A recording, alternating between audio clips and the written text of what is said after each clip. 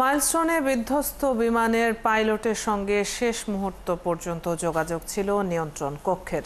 তবে কী কারণে হঠাৎ করে নিয়ন্ত্রণ হারায় বিমানটি সে বিষয়ে তদন্ত চলছে বলে জানিয়েছে বিমান বাহিনী।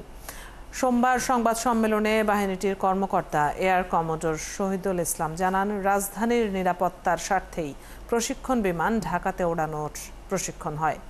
বিস্তারিত ইমতিয়াজ সনির প্রতিবেদনে।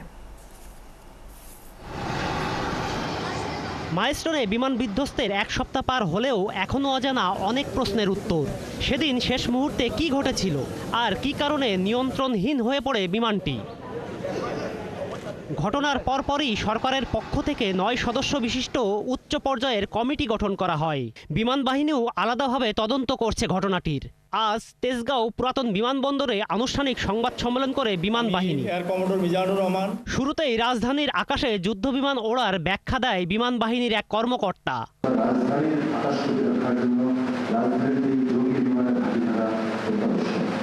এবং এইসব জঙ্গি বিমানের স্কোয়াড্রনগুলোর প্রয়োজনীয় সারা বছর ট্রেনিং চলমান থাকে।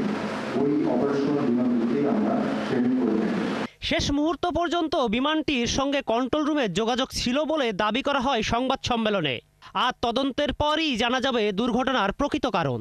আমাদের শেষ মুহূর্ত পর্যন্ত যখন ফাইনালে আসছিল ল্যান্ড করার জন্য, ওই মুহূর্ত পর্যন্ত আমাদের সাথে সংযোগ পরিপূর্ণভাবে সচল ছিল। উচ্চ পর্যায়ের একটা তদন্ত অলরেডি চলমান। প্রত্যেকটা বিষয় আমাদের এই তদন্ত প্রক্রিয়া চলে আসবে এবং অনুমান নির্ভর কোনো কিছু যে আমরা করব না সেই বিষয়টা আমরা আশা করি আপনারাও সহযোগিতা করবেন এবং আপনারা ইতিমধ্যে করছেন। বিমান দুর্ঘটনা তদন্তে কয়েকদিনের মধ্যেই চীনের একটি প্রতিনিধি দলও বাংলাদেশে আসছে বলে জানানো হয় সংবাদ সম্মেলনে। ভিডিও শো আপনাদেরকে দেখাবো। ইমতিয়াজ সনি, ৭১, ঢাকা।